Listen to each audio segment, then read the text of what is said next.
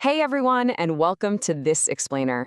If you're an educator, a parent, or honestly just someone fascinated by cognitive development, you already know that teaching the alphabet is about way more than just memorizing shapes. It's really about framing a child's entire relationship with learning itself. So today, we're going to dive right into a beautifully structured lesson module by Crimson Growth. It's an approach that perfectly marries phonics with character building, and we're focusing entirely on the letter W. Okay, let's start right at the emotional core of this curriculum. Wonderful winners, work hard, welcome others, and never stop learning. This isn't just a random sentence, it's the overarching theme of the entire lesson. It's a powerful, positive mantra that sets such an encouraging tone right out of the gate. Think about it. Before a child even picks up a pencil to trace a letter, they're being introduced to what it actually means to be a wonderful winner. And it has absolutely nothing to do with beating someone else in a race. The source material explicitly defines it as being kind, hardworking, grateful, and just having that willingness to keep learning. It's a fantastic example of using basic literacy as a vehicle for emotional intelligence.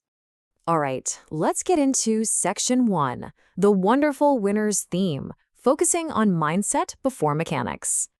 To achieve that mindset, the material lays out a really clear roadmap. The learning focus guides the child from basic visual and auditory recognition of the letter W all the way to complex applications like reading simple sentences and actually writing. It essentially takes this massive, sometimes overwhelming task of learning to read and breaks it down into 5 highly digestible, achievable goals for the day. Setting expectations like this, it's a proven way to reduce anxiety in early learners. Moving right along to Section 2, Mastering the Letter W. This is where we explore the core mechanics. By explicitly defining W as a consonant and linking it to distinct visual ideas, teachers can ground an abstract sound into concrete, everyday objects. Let's be real for a second. To a kindergartner, a letter is basically just a random squiggly line until it's attached to something they actually know. So the lesson introduces these squiggles alongside highly recognizable, tangible things: a massive whale, a ticking watch, a red wagon, and a juicy watermelon. Instantly, those abstract shapes make sense in the real world. And this part brilliantly illustrates the vocal repetition suggested in the guide. The lesson literally prompts the teacher to say, "Let's say it together." W says "wah, wah, wah." It's such a fun, interactive way to encourage collective class participation.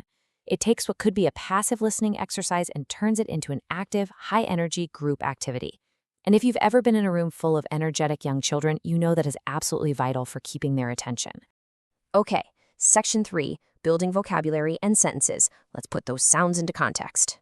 Now we see the curriculum dramatically expanding the child's vocabulary using that foundation we just built. The Crimson Grove material provides a really robust list of 20 featured words, and the way they categorize them highlights a pretty excellent balance. We aren't just looking at simple nouns like whale and window. The lesson also weaves in dynamic verbs like walk, and these complex, empowering concepts like wonderful, winner, and welcome. This makes sure the child is building a highly diverse linguistic toolkit right from the start.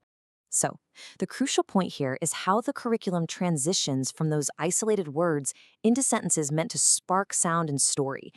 Take the sentence, "The whales splashed in the wide blue ocean." We can see how the lesson creates these immersive little mini narratives. It doesn't just say whale, it gives the whale an action and a vibrant environment. Emphasizing words like splashed and wide blue ocean engages the child's imagination, which makes the phonetic learning so much more memorable. Here's another great example from the lesson. Wendy wore a new watch to school. These sentences heavily and intentionally repeat the target consonant. Wendy wore watch. It's alliteration at its finest. It allows early learners to practice auditory recognition in a highly natural, contextualized format. They are essentially hunting for that w sound within the flow of normal speech, which trains their little ears to pick it out completely automatically. And then, take a look at this sentence. Wonderful winners learn, work, and grow every day. Do you notice how the vocabulary practice loops right back to the central theme of the module? It is seamlessly reinforcing that hardworking, positive mindset right while they practice their reading. It's basically character education disguised as phonics practice, and honestly, it is incredibly effective. Which brings us to a really vital question, one that educators and homeschooling parents alike have to ask. How do we transition this theoretical knowledge into practical, hands-on mastery? Hearing the sounds and identifying the words is one thing, right? But how does the child actually prove they've absorbed the lesson? Let's look at Section 4, Hands-on Practice and Tracing. This is all about pedagogical escalation. This specific sequence, designed by Elementary Education Explorer NEJT New4, is an absolute masterclass in building a student's confidence. It safely guides a child step by step through increasing levels of difficulty. It starts with simple visual sorting, literally just circling the letter. Then it weaves in reading and coloring rewards, and finally culminates in the highly complex fine motor skill of independent writing. The genius here is that they are never pushed to the next step until they've confidently mastered the previous one. This stark contrast perfectly captures the massive cognitive journey a child takes within just a single module. At the very beginning, we have early recognition, simply picking a W out of a lineup of random letters. It's passive identification. But by the end of the lesson, they are actively tracing and writing full multisyllabic words like watermelon. That is a huge leap in capability, fostered in a very short amount of time. And what makes this even more exciting for educators is the scalability. The author notes that this modular approach is part of an upcoming comprehensive A through Z program.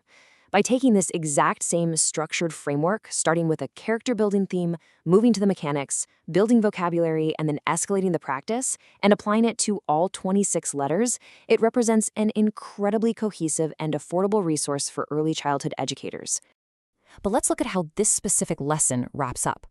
Down at the bottom of their final tracing pages, the students see this quote. Again, wonderful winners work with wisdom.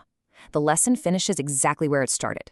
It anchors the student with this empowering little footer, making sure that after doing all that hard, fine motor work of writing out their letters, they leave the desk feeling accomplished, recognized, and incredibly proud of their effort. Ultimately, this explainer highlights a really fundamental truth. Teaching a letter isn't just about sounding out words. It is about shaping a positive mindset for lifelong learning.